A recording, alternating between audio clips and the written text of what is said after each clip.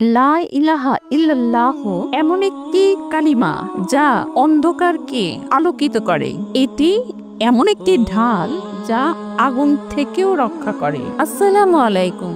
নিশ্চয়ই আল্লাহর অশেষ রহমতে সবাই ভালো আছেন। আমাদের শ্রদ্ধাভাজন শ্রোতা ও সুধীমণ্ডলী, আপনাদের আন্তরিক শুভেচ্ছা জানাই কুন ফায়াকুন ইউনিটি চ্যানেলে। আমাদের আজকের আয়োজন কালিমা নিয়ে।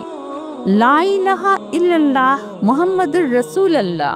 এই কালিমা বিশ্বাসের ভিত্তিতে গঠিত হয় ইসলামে।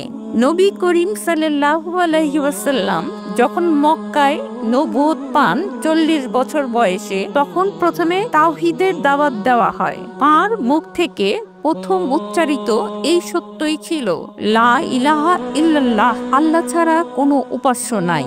মক্কার মুশরিকরা এই কথাটিকে সবচাইতে বেশি অপছন্দ করত, কারণ এটি তাদের মূর্তি পূজায় বিরোধিতা করত। সারসংক্ষেপে বলা যেতে পারে, লা ইলাহা ইল্লাল্লাহ কুরআনের বহু আয়াতের সারাংশ। মুহাম্মদুর রাসূলুল্লাহ কুরআনের আয়াত দ্বারা প্রমাণিত। এই দুই মিলে গঠিত হয় কালিমা তাইয়্যিবা, লা ইলাহা ইল্লাল্লাহ মুহাম্মদুর রাসূলুল্লাহ, যা ইসলামের মূল বিশ্বাস।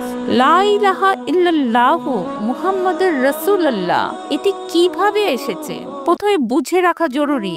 লা ইলাহা ইল্লাল্লাহ মুহাম্মাদুর রাসূলুল্লাহ এই সম্পূর্ণ বাক্যটি সরাসরি কোনো একটি আয়াত হিসেবে কোরআনে একসাথে নাজিল হয়নি, বরং এটি ইসলামের মূল বিশ্বাসকে সংক্ষেপে প্রকাশ করে। এই দুটি আলাদা অংশ থেকে এসেছে, কোরআনে বহুবার এসেছে।